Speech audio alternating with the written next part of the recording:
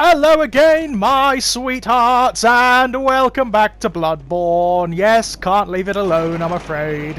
This game is the proverbial scab that just will not heal, that you just cannot stop picking at. It's ridiculous. Utterly ridiculous. I only intended to do a few videos for the 6th anniversary of the thing. Nope, I'm playing it now. That's, you know, for the 3rd time on this channel. It was the first Let's Play I did, I think. Alongside, or maybe directly after, the Resident Evil remake, the original Resident Evil remake. And it's been a staple feature since. It's one of my favourite games ever, and it just never stops giving. There's always new stuff to discover, there's always something interesting, and it's... oh, these bastards again. There's a bell-ringing woman somewhere! That needs to be addressed, does it not? Always target the bell-ringing women first, because otherwise they're just going to swamp you with monsters, especially on New Game Plus, where they summon way more than they did in the original game, and where the monsters they summon are much nastier. So yeah, they must die. They must die very, very quickly. Ah, God. And there seems... God, that's another thing as well. The monsters seem to stay long after the bell ringer has died, whereas in the original game, they don't. They die when she dies. All killing her in this instance seems to do is destroy some of them and stun the rest.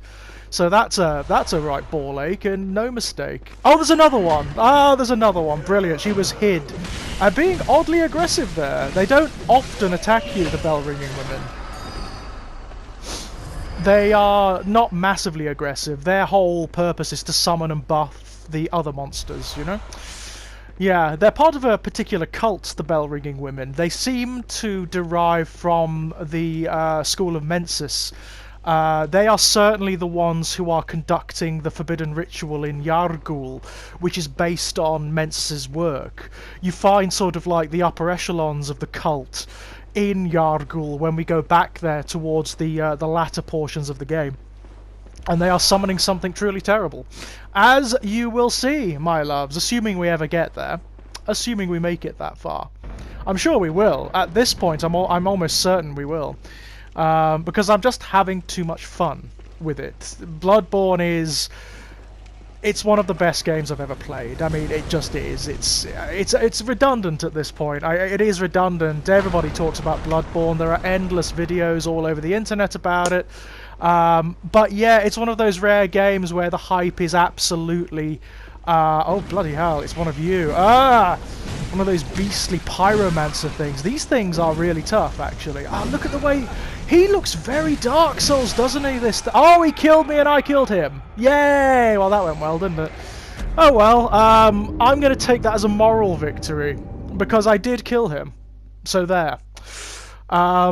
He's a very Dark Souls monster. There is like a lot of overlap between Dark Souls 3 and this game because they were both being developed at the same time. So you can see that there are not assets shared as such between the games, but there are very common designs.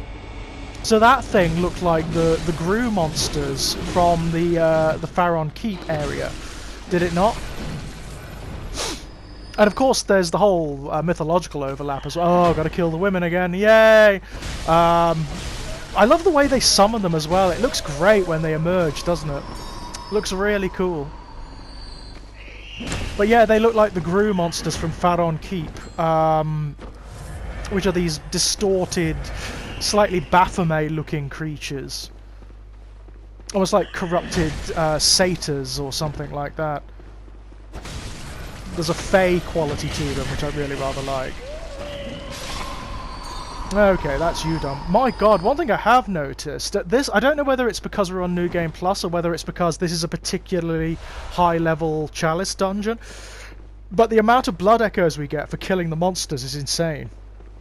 You can level up insanely down here. That's why it's worth doing. That, and of course you encounter the unique bosses. That's more than enough reason to do it. Because the unique bosses are fascinating. It's a lovely way for the developers to include designs that maybe they couldn't fit into the main game. I mean, I know for a fact there's a ton of stuff in this game that was cut. There's a ton of oh fuck! Oh no! Oh, it's a labyrinth madman, and he's got he's trying to hit me with a corpse. He's carrying a corpse around. That's weird. Odd choice of weapon, mate. When you're in a tomb that's got swords and cudgels and all sorts of things you could use, you choose a dead body.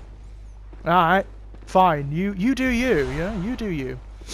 I like the labyrinth madmen. They are some of the more horrific enemies in this game. This is a weird example of what you sometimes get in the Chalice dungeons. These tunnels that go nowhere. Very occasionally, there's another lost soul who can't find his way because there's nothing down here. That's just sort of like the way of the RNG. Yeah, time for curses, yeah. The way the Chalice dungeons are generated, sometimes you get these empty quarters that go nowhere and contain nothing. It's just the way it is. Sometimes there'll be enemies at the end, sometimes there'll be items, sometimes there'll be nothing. It's kind of fun. I hope if as and when they either remake Bloodborne or do a sequel, they expand this element massively. So I would like to see the Chalice dungeons become a much more sincere part of the game. As I said before, if they could make them like Isaac, like the Binding of Isaac, where they become like a roguelike within the main game. I mean, can you imagine how good that would be? If they do it well, it could be as addictive and as mind-boggling as the Binding of Isaac itself, you know? They could do such work with that. Okay, there's the Labyrinth Madman. I don't know if I can take him down whilst the pyromancers are chucking stuff at me. What I might be able to do, though, is get behind him and give him a good old visceral in the back. They're very prone to viscerals, the Labyrinth Madmen. This is a slightly different design of them as well. I don't know whether I've seen this one before. He's a bit more decorous than the others. He's got a bit more red on him, a little bit more colour and detail. That's interesting. Not that it really helped him any. Ah! It's a Pthumerian. Who's very angry about me being here, apparently. Then again, given what the hunters are prone to do whenever they go into another culture, which is, i.e., sack and pillage it and murder everyone, that's hardly surprising. I love this. This is, these tombs, these crypts, I've never seen these tile sets before. That's very cool. Oh, there's a summoning point here for an ally. I wonder who that is. Summon Beastclaw Yosef. Ah, okay. Is that the one I killed further down? I think it is. You know, the one who had the beast form? Who we killed on one of the upper levels? I think that's who that is. So maybe because we killed him, we can now summon him as an ally. That's fun. You know what we haven't encountered yet, which surprises me? The bigger Pthumerians, the fat ones. There's a model of Pthumerian that's enormous and ogre-like, and we haven't encountered them yet. Normally they're everywhere. Normally you know you can't move for them in the Chalice dungeons. So these guys have got to die. Ah, he's trying to do his pyromancy, but he's stuck. He's stuck behind the pillar, so he can't do it. That's amusing. He's got to die there. He's got my echoes. Look, you can see it in his eyes. He's got my echoes. He needs to die. Nah, he's only got a couple of hits in him, so this shouldn't be too bad, really. Hello. There we are. That's more like it. Oh, Andy gave me some items for conducting rituals. That's nice. Where are we? Turn back. Yeah, another empty room, I think. No. Yeah, it's just another way down. Alright, fair enough. Nothing here. Fair enough, I suppose. I mean, I still like the Chalice dungeons. I know a lot of people are kind of a bit, a lot of people leave them be because they can't be bothered with them. I like them. There's a real atmosphere to them. I like the fact that there are stylistic differences between them. And there is also this really unusual phenomena with them where you can encounter things down here that are really, really rare, that hardly anyone who's even played the game ever encounters. There are some monsters that are phenomenally rare in these areas, and that's a fun chance. You can even encounter, people have encountered like wild roaming bosses down here that only in other circumstances only ever occur as boss monsters, which is kind of fun. There are also, if you really want to challenge yourself, there are often the upgraded versions of the big bosses from the main game down here. So very often the lower levels of the Chalice dungeons, you'll encounter things like Rom, the vacuous spider, an upgraded version of her.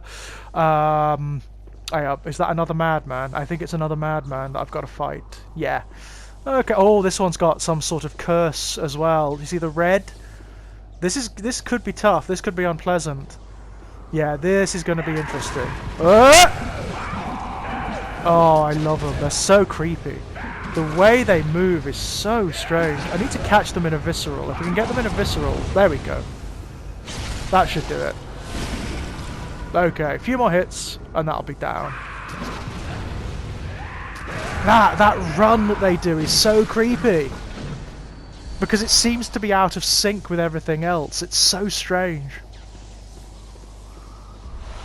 Some of the more sinister monsters, then, you often encounter them in very strange environmental effects. So it will be dark and shadowy or misty, and you'll just see them in the distance like a silhouette, and it's very unsettling.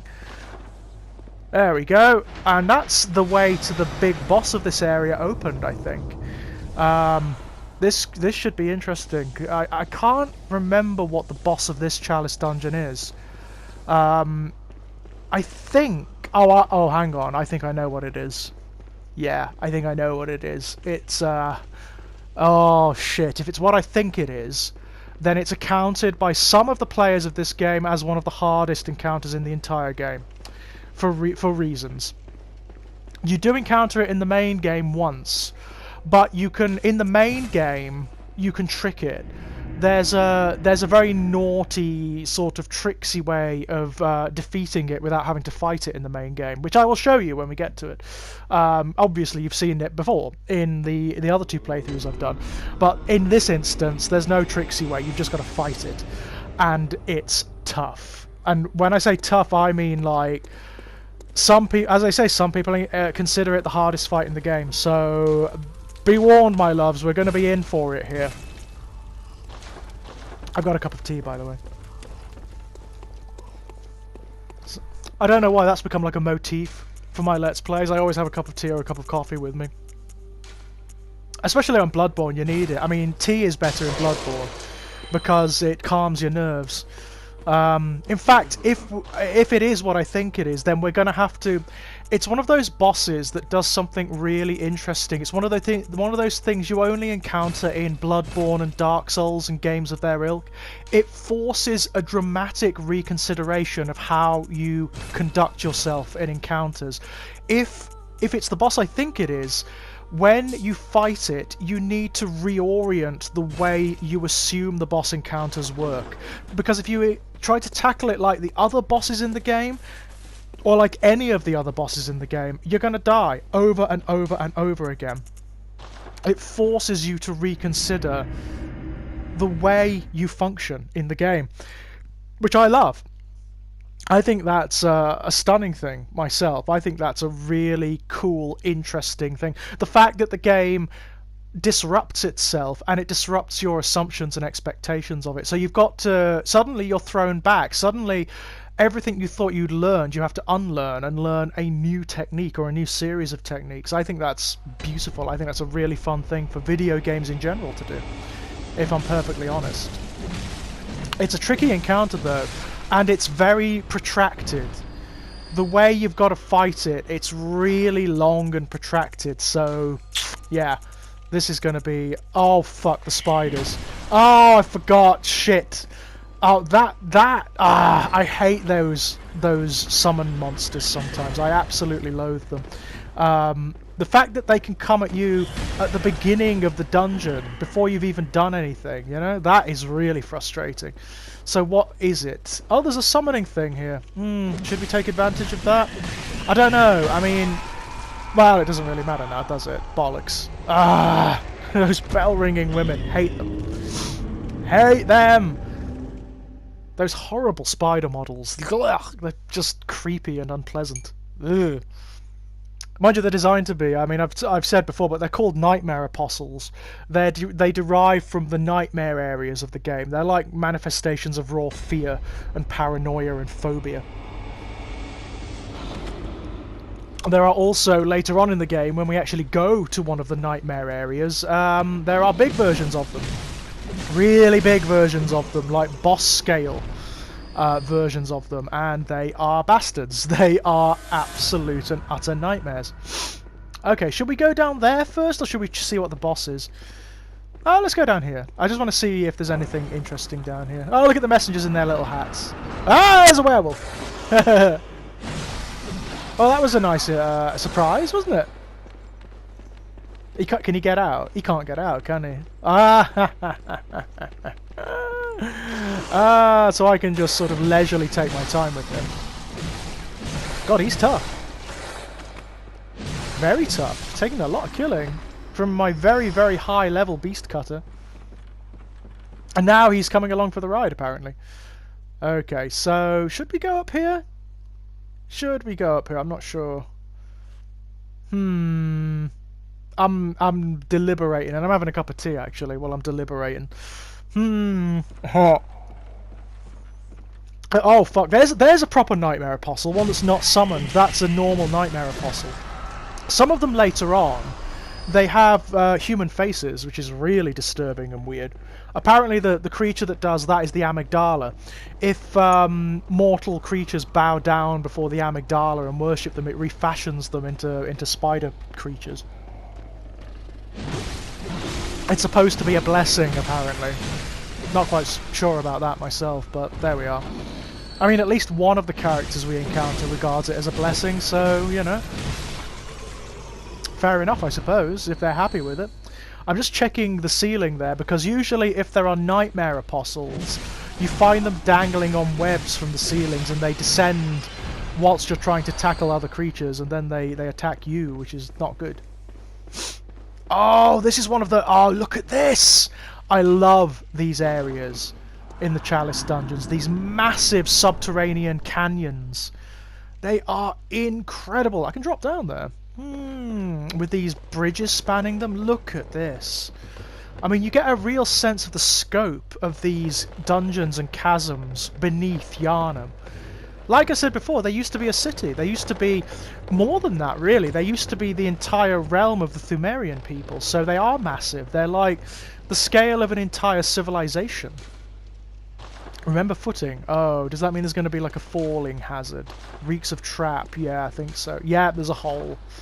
And that does not look good. That looks like there's an ambush waiting down there. Hey up. Werewolf with a curse upon it. Ooh, interesting. It looks like the curse is on its backside, the way that's positioned. Love those werewolves. The design of them is amazing. Okay, so there's lots of places to go here. We can go through there, or we can drop down there on the Pthumerian, who's chucking stuff up at me.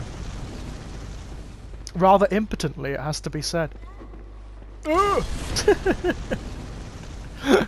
Yeah, chucking Molotovs at me to no avail. Absolutely no avail. Down he goes. Again, positioning, telling story, so you can really get the impression that he is, or was, the keeper of this tomb, that he was set here as a defender of sacred ground, keeping everyone at bay, you know? But now he's just following his duty mindlessly, because it's all that's left after the insanity and the rot has set in. This is where he would have fallen, and this is the ambush that would have taken us if we'd have fallen through. Not good. There's lots of monsters here. And there's a Scrabbly. Got to deal with the Scrabbly. Can I get him before the monsters get me? Maybe not. I'm going to try, though. Because I want it. Oh! Oh! Oh! Oh! Dare we? Dare we go for the Scrab? Yeah, go for it. Why not? Was it worth it? We will see. Oh, lots of monsters to kill. And rather aggressive by the looks of it. And traps as well. Wonderful. My beast cutter should make short work of them. Since it has consistently... Yeah, these guys just melt before the beast cutter. It's like it's tailor-made for them, you know? Which is a shame, because generally it comes much later in the game from when you first encounter them. It's actually from the Hunter's Nightmare. Where we can go now. We actually have the means of going to the Hunter's Nightmare. Not going there yet, though, because the Hunter's Nightmare is hard. And when I say hard, I mean like the hardest part of the game. We'll go there later. Bastard of Loran. That's useful. Yeah, that's useful for opening up other Chalice dungeons. It's best to explore every inch, really, of the Chalice dungeons, because you can find stuff down here that you just can't find in the main game. You know, there's a lot of unique stuff down here. Shops that sell upgraded versions of the normal weapons, that kind of thing. Unique sellers and whatnot. I mean, as I say, a lot of people don't like them. A lot of people are really find the Chalice dungeons really problematic, and I turn back. Oh dear. I get it, you know, I understand, but I like them. I like them fine. What's down here? Nothing? Is it another blind alley? Maybe? I don't know. Oh no, there's something. Even if it is only monsters. Oh. Gotcha. Okay. What about... Oh no! Oh shit! Another bell ringing woman. Exactly what I wanted.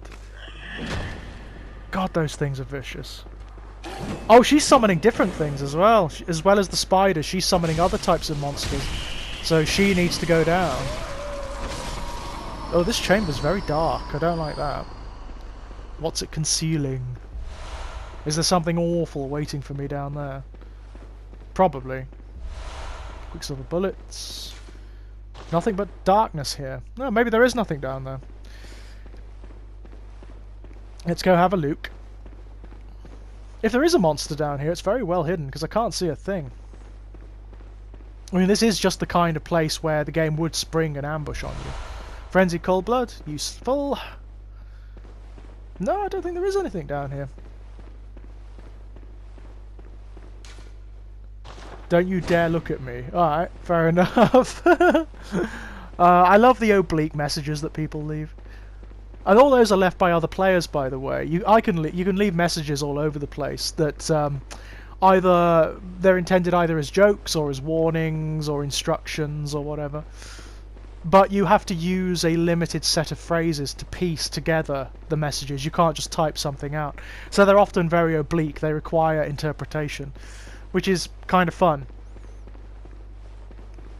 I mean, the most infamous are like, you know, where there's an area where the pigs are, you'll get a message that says, beware of blobby thing.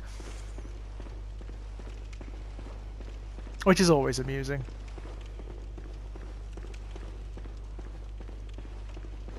There's often one in front of Lady Maria of the Astral Clock Tower, or the Queen of the Vile Bloods in Canehurst that says, amazing chest. Slight eye roll. Hello, what have we got here? What's protecting the bridge? Oh, it's just a beast, it's fine. Gotta be careful though, I don't want to be carried over the edge. That's the danger here, that your own attacks will carry you over the edge of the cliff. Blood vials, good.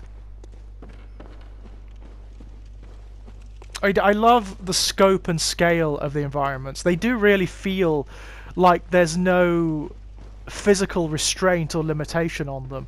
As though they are the products of dreams and nightmares, which of course is what they're supposed to be. So what's... Oh, it's another Loran cleric beast. That's fine. I can deal with them. That's absolutely fine, he says, of course. Ooh. I love the fact that they are presented as almost like mini-bosses at this point. That's cool. I mean, of course, they are just normal enemies. Or they become normal enemies. God, we are looting the shit out of this dungeon. It's almost like a round of Diablo at this point. Okay, more chests. Likely more... oh, that's good, yeah. Some of the rarer items for opening up the Chalice dungeons are most useful, because the lower chalices require lots of strange and esoteric ingredients in order to activate, so all to the good. The more you can get, the better, really. It's worth exploring these out-of-the-way areas, even when it might seem otherwise. And I just like the fact they exist as sort of optional ways to go, you know, ways to explore. It's fun. Now, we don't have to go back all the way through the dungeon. I can just use this and go back to the lantern. That's much easier. Yeah, wish to look at this. Even the language it uses, do you wish to reawaken? As though this is a nightmare. It's very cool. I love that. Ailing Laran, Lair 3. So, let me think. We've got a fair few Blood Echoes and there's a boss coming up, so we probably should go and do something with them. If we can. Assuming we can level up or whatever. I've got the Executioner's Gloves. They're actually quite a lovely arcane item, they are. They can be very useful against certain types of enemy. So, I'm going to try and level up. I think I've got enough cold... I might have enough cold blood to do it. Let's have a look. Repair weapons first, obviously. There we go. Excellent. Can we fortify?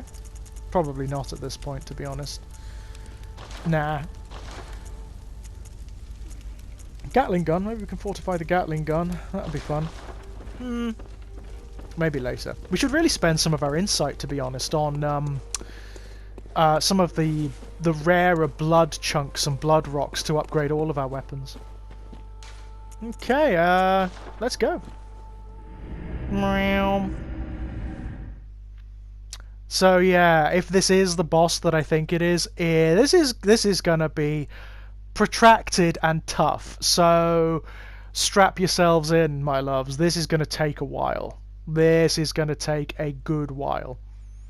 It's one of those weird bosses where you need to use technique. You need to prepare for it. You need to actually load up on lots of different items.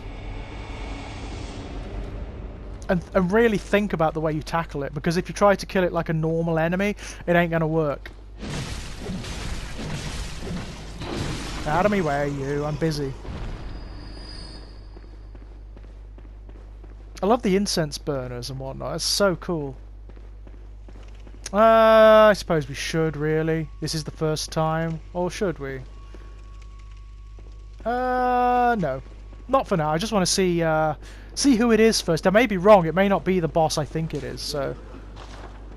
Let's have a look. Is it? It is the boss that I think it is. The Abhorrent Beast. Yeah, remember him? We encounter him once in the main game, but we don't have to fight him. He's in an area where you can poison him with poison knives and just watch him die. That's not an option here. What makes him so hard is that his moveset is not that various and is actually very predictable. He's only got a very finite moveset, but it's very strong, very fast. If it catches you, it can kill you in one combo. And also, as you can see, he doesn't stagger. He's totally immune to staggering. There's hardly any other enemy or boss in the game that's immune to staggering. You can't stagger him, you can't visceral him. So you've got to find creative ways of taking him down. You can't catch him in combos because there's a lack of staggering, so what you've got to do is take your hits where you can get them. So it's a massively protracted fight, and throughout he's going to be coming at you. He's never ever ever going to be off his footing like the other bosses are. Certain attacks he can do, like that one, will take away almost all of your health in one go. So he is really, really tough. He doesn't look it, but he is one of the hardest enemies in the game. As you can see, he's a nightmare. Getting his patterns down is the thing. Trying to find the openings where you can get a hit. I mean, I doubt we'll do him in this round, because the way I always fight him in this... No, he's killed us. Okay, that's fine. Because the way to do this guy is to... That's a great shot, isn't it? The way to do him is to prepare. You don't have to fight him legitimately. You can actually chintz him a little bit, which is something I like to do. So if we prepare sufficiently, what we're gonna do, right, we've loaded up, my loves, we have loaded up on every long-range item we can buy. So Molotovs, poison knives, we've got the Black Eye Sky on, we've got several arcane weapons. We've also upgraded our chain gun, so we're going to do a little bit of that with a little bit of bone ash. That's what we're going to do. We're going to whittle him down over time at range. That's the way you do this. I mean, if I could wield the church cannon effectively, that's what we'd do, but I can't, so I'm just going to whittle him down over time. That's the way to do it. Unfortunately, the bone marrow ash only affects one bullet, which is a shame. If it affected multiple bullets, that would be better. It just enhances your long-range attacks. And this is the way to do it. You play defensively, you keep backing off, avoiding his attacks, making sure he doesn't stagger you, and whittling him down with whatever the hell you've got to hand until he's at his final phase. Then you take him. And he's got 3 different phases, this guy. And they're all very, very, very, very, very difficult indeed. Very difficult, actually. Right, what we're going to do now is switch to the poison knives, because he's still vulnerable to poisoning. 2 poison knives will poison him. So when we get openings, we're going to poison him, and then we're just going to avoid him. That's the way to do it. Maintain your blood vials as best you can, maintain your health, make sure he doesn't come close to you, and keep an eye on his health so you can see it going down and when the poison stops.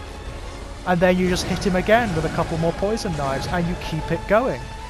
It's, I'm sure there are legitimate ways of beating him. I'm sure there are people who have like learnt his attack patterns and know exactly when to get their hits in, but for me, he's too much of a risk. I find that I get caught in his combos just too easily, so I do it like this. And after we've run out of poison knives, we'll use Molotovs, and we'll use other long-range weapons. We'll use the Black Eye Sky, because he is quite vulnerable to Arcane as well. So, yeah. Whatever long-range attacks you can use, basically. The fact that this is the New Game Plus version, so he's got like several times the amount of health he normally does not help. He's very tough. He's a scrabbly old piece of work. He's very difficult to predict. Very difficult to dodge. In fact, when he gets down to his next phase, he's going to become very difficult to dodge. Because he can do a leaping attack. Oh, that sucks. Wasted a knife, not good. He can do a leaping attack in his next phase, whereby he can leap right across the screen, right on top of you. So, yeah, he's a tough one. He's got a sword buried in his back. He's got something buried in his back. Look. Or is it something erupting from his back? I think it might be something erupting from his back, actually.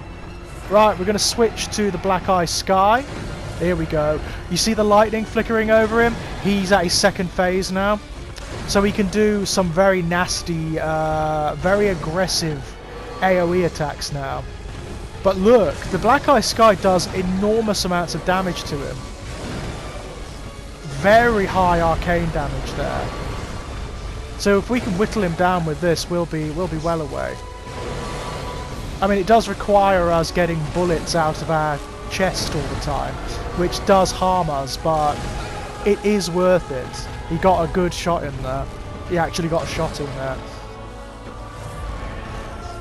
As I say, I'm sure there are other ways of doing it. I'm sure there are proper ways of tackling him where you go in and get some hits in, then you dive back out again.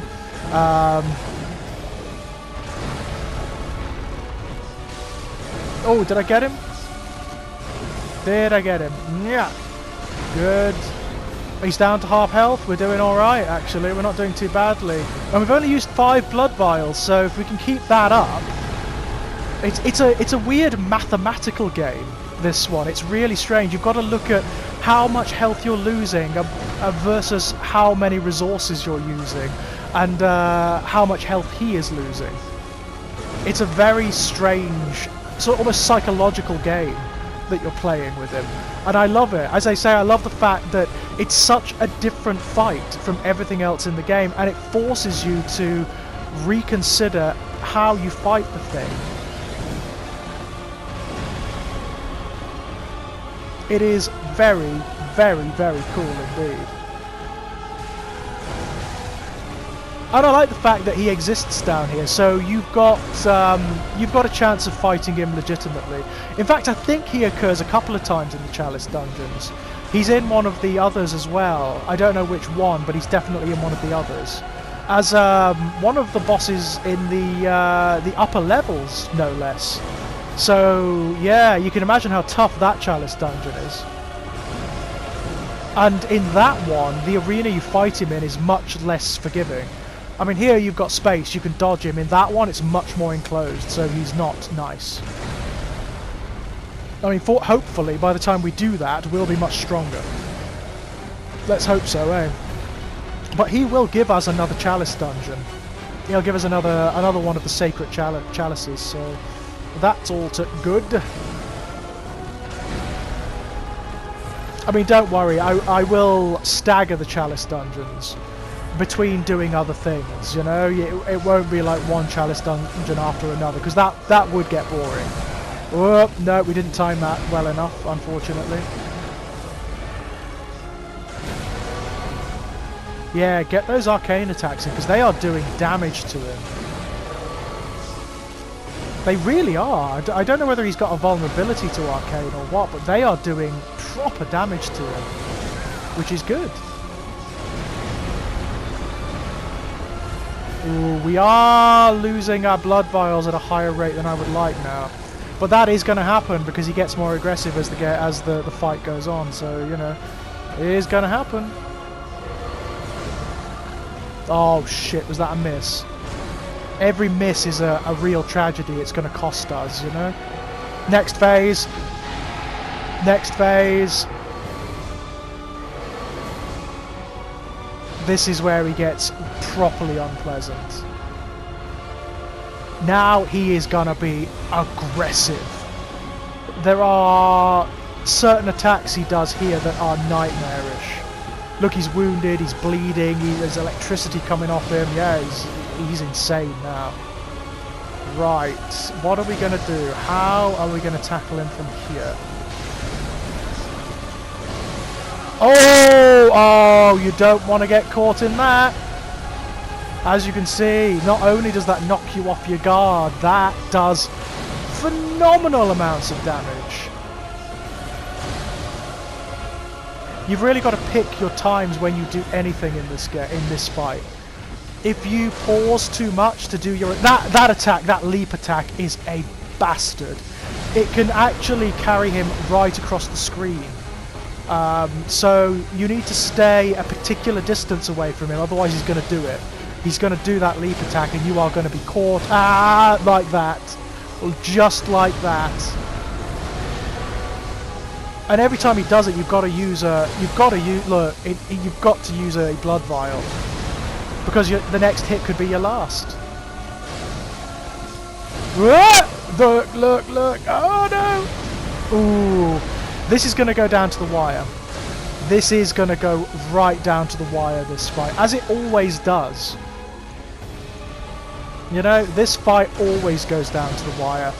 It doesn't matter how strong you are, it doesn't matter like what level your character is at, it always goes down to the wire. It's always a difficult fight. Okay, so he's poisoned again, so we can give him the runaround. He's on the last 25% of his health. So we oh, you bastard. Oh, you bastard. This is now a game of attrition. It's still going down. If we can continue successfully dodging him, we can just poison him and let it go. But it's going to take time. That's the problem. It's going to take time. It's still inching its way down. And okay, we need to poison him again. Got him. Okay. Oh, leaping attack! Oh, that dodge, honestly. You need to just learn the timing of that, because if you don't, he's going to keep using it and he's going to hurt you again and again and again. Oh, look at this. We are right down to the wire on this one. Right down to the wire. brilliant fight, I've got to say. I mean, like, amazing fight, really. It's so tense, and it does carry you right to the edge, you know? I do love playing the game in this weird way, you know, in this way that's totally non-standard. Oh god, we are playing it, like, really close here. Really close. Those Molotovs, saving those to the end was a good move. It was a good move. You've just got to... Oh, that could have been the end of us. That could have so easily been the end of this fight. But I think... Oh, we missed! Oh, we dodged under it! I think we've got it. I think... with just a little bit of luck... Oh, you clever boy. Few more hits and he's going down. Have we got him? Yes! There we go! That's how you defeat one of the hardest fights in Bloodborne. By being a cowardly bastard, basically. By playing the long, protracted game. That's how I like to do it, my loves. Right, I'm going to get my proper clothes back on now. Yeah, so I look a little bit more handsome. When we come back, my loves, that's the end of that Chalice dungeon. So we will go back to the main game, and I believe we will do Hemwick Charnel Lane next. Until then, my dears, bye-bye!